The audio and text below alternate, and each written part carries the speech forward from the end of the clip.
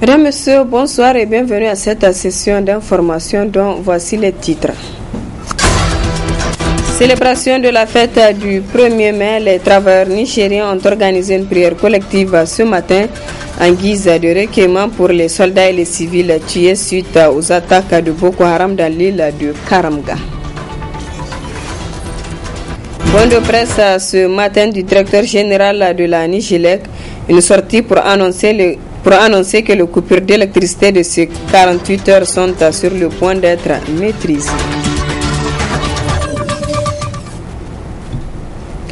Mesdames, Messieurs, une fois de plus, bonsoir. La direction générale de la Nigélec a animé cet après-midi au siège de la dite société un point de presse. Ce dernier a porté sur les coupures de l'énergie électrique observées il y a près de 48 heures dans la zone du fleuve.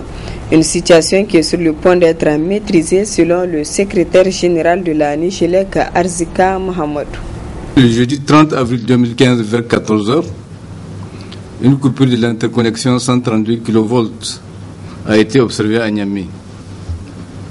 Les contacts pris avec le poste de Birnin-Kebbi ont permis de savoir que cette coupure est liée à un défaut phase terre sur la ligne 330 kV Birnin-Kebbi, Kenji, Birnin-Kebbi. Aussitôt, deux équipes de recherche de défauts ont été déployées, dont l'une est partie de Kenji vers Birnin-Kebbi et l'autre de Birnin-Kebbi vers Kenji. En outre, Nigélec a envoyé une équipe pour appuyer cette dernière en vue d'accélérer les recherches. Parallèlement, tout le mode de production a été mis en service à Niamey, soit un total de 40 MW, pour une demande qui varie entre 85 MW et 100 MW la nuit. Sur ces 40 MW disponibles, 24 sont réservés aux services prioritaires, à savoir la sécurité, la santé et les services d'eau potable. Le reste, soit seulement 16 MW, est réparti aux autres clients. Pour ces clients, un délestage tournant est organisé afin de leur assurer environ 2 heures d'alimentation en énergie électrique toutes les 6 heures. Les recherches de défauts menées sur la ligne 330 kV ont permis de détecter des isolateurs cassés, qui sont des foyers possibles de défaut, au niveau des pylônes numéro 466 côté Birnin-Kebbi et des pylônes numéro 286 et 283 du côté Kenji. Depuis ce matin, les travaux de remplacement des isolateurs cassés sont en cours et la situation normale d'alimentation normale pourrait être rétablie d'ici la tombée de la nuit par la grâce d'Allah. Nigélec s'excuse auprès de sa clientèle pour les désagréments causés par cette situation et sollicite sa bonne compréhension. Je vous remercie. À l'instar des travailleurs du monde entier, les travailleurs nigériens ont commémoré aujourd'hui la fête du 1er mai. La particularité de cette fête des travailleurs de notre pays est l'annulation du défilé à cause du deuil national. Toutefois, à l'appel de l'ITN, les travailleurs se sont retrouvés à la Grande Mosquée pour une prière collective à la mémoire des martyrs de Karamga. Le compte-rendu de Ibrahim Tikire et Sadou Doumi. En lieu et place du traditionnel défilé et remise des doléances aux autorités, les travailleurs nigériens habillés en pagne t-shirt à l'effigie de leur structure se sont donné rendez-vous dans les lieux de culte pour commémorer la fête du 1er mai. Et pour cause, la fête des travailleurs 2015 intervient dans une période de deuil national suite au drame de Karamga qui a occasionné la mort de 48 éléments des forces de défense et de sécurité sur le front contre Boko Haram.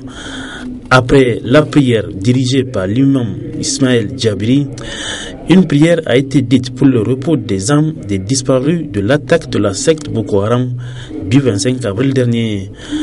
Malgré la particularité de cette fête du 1er mai 2015, les travailleurs se réjouissent de la démarche de l'ITN.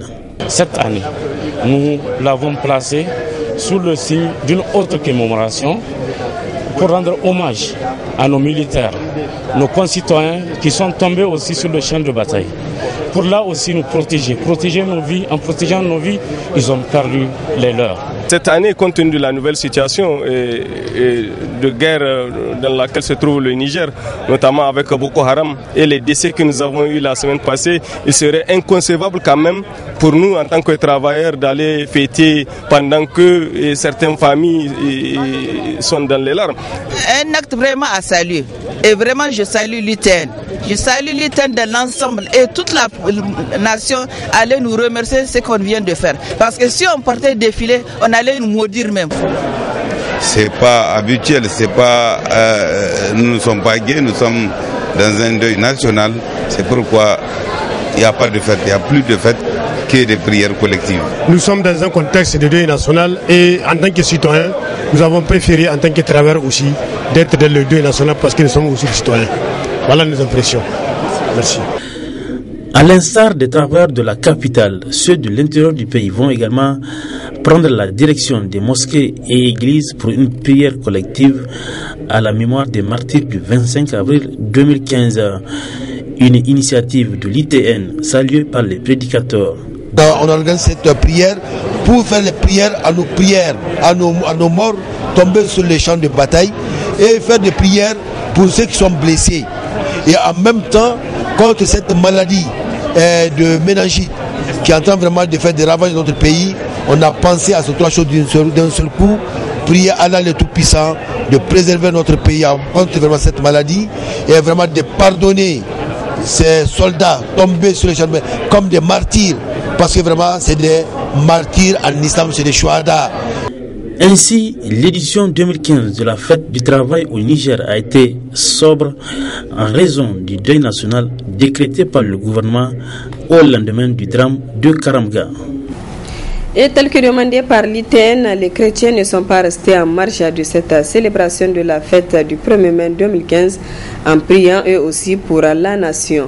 Une de nos équipes a fait le tour de quelques églises de la ville de Niamey. Voici le reportage. C'est avec le même esprit partagé par les autres travailleurs nigériens que cette journée du 1er mai a été célébrée dans certaines églises cette année. Nous avons prié pour les familles endeuillées. Comme vous le savez, la prière, c'est l'arme la plus redoutable pour nous chrétiens. Et dans toute situation, nous nous tournons vers notre Dieu pour lui présenter notre état d'âme afin qu'avec lui, nous puissions relever les défis. Ce service des forces armées, c'est un travail. Alors ceux qui sont morts, c'est des êtres humains, mais des travailleurs aussi. Comme nous n'avons pas oublié ceux qui sont morts à cause de la méningite. Comme nous n'avons pas oublié plusieurs d'entre eux chercher un travail ailleurs. Et ils sont morts dans la mer Méditerranée. Alors eux aussi avaient le droit d'être rappelés. Appelée fête de Saint-Joseph travailleur chez les chrétiens catholiques, cette fête du 1er mai est aussi une occasion pour les fidèles chrétiens de prier en faveur de l'accès de tous à un travail qui respecte la dignité humaine. En dehors de la prière collective initiée par les centrales syndicales, le syndicat national des agents des finances a offert une réception à ses militantes et militants. Réception au cours de laquelle le SNAF a rendu public une déclaration de soutien au FDS et à la population de la région de Difa. Le compte rendu de Souleymane Mouni Barma. La journée internationale des travailleurs célébrée ce 1er mai 2015 coïncide cette année avec le 3e jour de deuil décrété par les autorités nigériennes en hommage aux victimes de l'attaque terroriste de l'île de Karamga. Raison pour laquelle le syndicat national des agents de finances a saisi cette occasion pour montrer sa compassion à travers une déclaration. Le SNAF adresse une pensée positive à l'endroit des populations de la région de Difa. Au nom de tous les militants du SNAF, le bureau exécutif du syndicat national des agents de finances réaffirme avec force que la souveraineté du Niger et son intégralité territoriale ne sont pas à négocier. Réitère son soutien aux forces de défense et de sécurité dans la lutte pour la protection du territoire national, des populations et de leurs biens. Invite le peuple nigérien à la vigilance et et à la détermination pour faire échec à ces forces obscurantistes et leurs alliés internes et externes. Témoigne sa compassion et son affliction à la population de la région de Difa, meurtrie par la douleur et les souffrances devant les atrocités de cette nébuleuse. Salue la bravoure et le sacrifice des forces de défense et de sécurité qui payent le prix du sang pour garantir l'intégrité territoriale de notre pays. Rend hommage aux soldats tombés en martyrs sur les champs d'honneur dans l'accomplissement de leur noble mission. Soutient le président de la République, chef suprême des armées, dans la lutte contre le terrorisme. Demande avec insistance au chef de l'État de créer les conditions de l'adoption d'une stratégie globale de sécurité pour mettre davantage le peuple nigérien à l'abri de toute éventuelle menace de cette nébuleuse haram qu'est Boko Haram. Une minute de silence a été observée à la mémoire des victimes des attaques de Boko Haram, devenues monnaie courante dans la partie est de notre pays. Profitant de la présence du ministre des Finances, le SNAF rappelle ses revendications à travers des banderoles demandant, entre autres, un statut particulier pour les agents des finances pour une mobilisation accrue des ressources internes. Le syndicat national des agents des impôts a organisé aussi une cérémonie dans l'enceinte des services de la Direction générale des impôts. Occasion pour le SNAI de parler de ses préoccupations et de décerner des témoignages de satisfaction à certaines personnalités. Le compte-rendu de Assoumana China et Ibrahim Abdou. Comme pour les autres syndicats de travailleurs du Niger, cette journée du 1er mai 2015 n'a pas été une journée festive, mais une journée de recueillement due au contexte d'insécurité ayant causé la mort de plusieurs éléments de nos forces de défense et de sécurité. Ainsi, pour marquer cette journée, le syndicat national des agents des impôts a organisé une cérémonie, occasion pour le syndicat de faire connaître ses quelques revendications. Dans l'exercice de leur mission, les agents de la DGI rencontrent d'énormes difficultés. C'est pourquoi, en cette occasion solennelle de la fête du 1er mai 2015, le SNAI formule les revendications suivantes. La création sans délai du réseau comptable de la GI, conformément aux directives de l'Union économique monétaire ouest-africaine, UEMOA, afin de permettre une meilleure maîtrise des recettes fiscales. La mise en formation de courte et de longue durée des agents, tout en mettant un accent particulier sur les spécialisations. Fiscalité minière, fiscalité pétrolière, fiscalité bancaire, fiscalité des assurances, fiscalité de la télécommunication, mais aussi la formation de grande importance des informaticiens de la DGI, l'informatisation intégrale des services de la Direction générale des impôts. Le directeur général des impôts a appelé les travailleurs à la solidarité afin de contribuer à la prospérité du pays. Permettez-moi d'emprunter à Lee Kuan Yew, père fondateur du Singapour, cette conviction. Je pensais que la richesse dépendait d'abord de la possession d'un territoire et des richesses naturelles, des terres fertiles, des minéraux précieux, du pétrole, du gaz. Il m'a fallu plusieurs années pour me rendre compte que les facteurs décisifs sont les gens, leur talent naturel, leur éducation et leur formation. Et j'ajouterai la cohésion et la solidarité entre gens d'une patrie.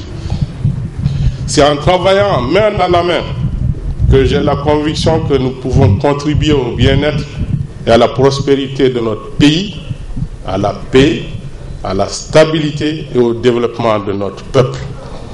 C'est dans la solidarité que la DGI réussira. Ensemble, travaillons donc à la gloire du Niger. Intervenant à son tour, le ministre délégué obligé, Mohamed Boucha, a indiqué que les revendications du SNAI seront prises en compte dans les meilleurs délais.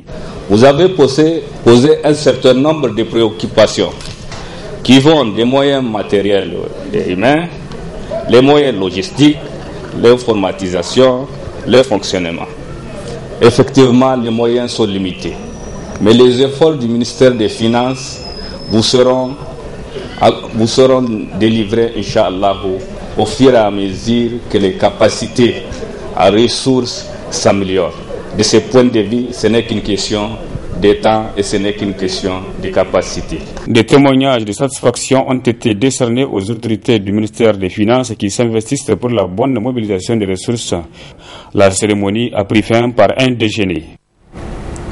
Le personnel de la SONIDEP a célébré cette fête du 1er mai dans les locaux de la société. Une manifestation marquée par une pensée aux martyrs du Karamga et des distinctions au directeur général Idiango Ousmane et à certains cadres de la SONIDEP.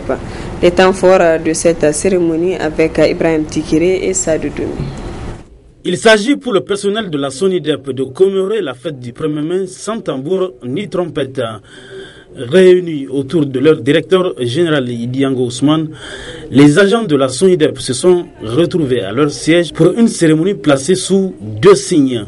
Une pensée pour les martyrs de Karamga et la reconnaissance aux plus méritants de la SONIDEP. Dans son discours, la déléguée du personnel n'a pas passé par 4 chemins pour saluer les efforts considérables déployés par Idiango Ousmane pour l'amélioration des conditions de vie et de travail du personnel de la SONIDEP. Les gestes sont multiples dans ce domaine. Le dernier parmi tant d'autres, c'est le reclassement de certains agents qui n'ont jamais pensé qu'ils pouvaient changer de catégorie en fin de carrière. Certaines après 38 ans de service rendu. Mais aujourd'hui, c'est chose faite. Par votre souci d'équité et de justice sociale, les agents concernés et l'ensemble du personnel vous en seront reconnaissants toute leur vie.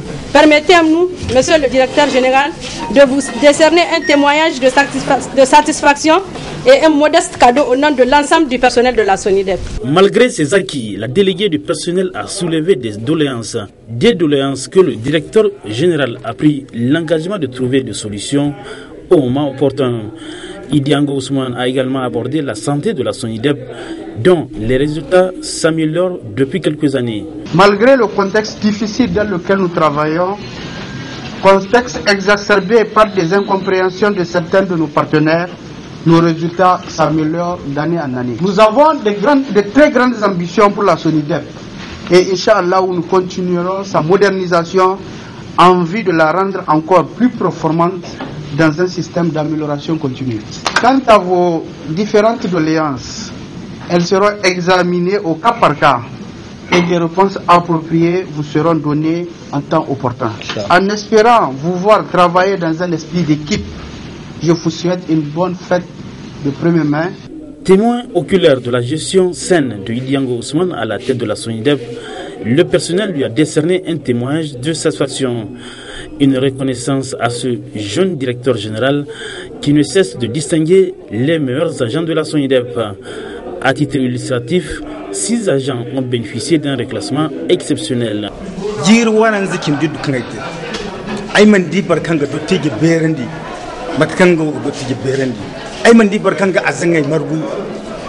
minti fora wal minti waranza kalinga kanga min lere hinza agoga hanganinga ngabo teresi hankay gungwara se hinir ko mano aloma.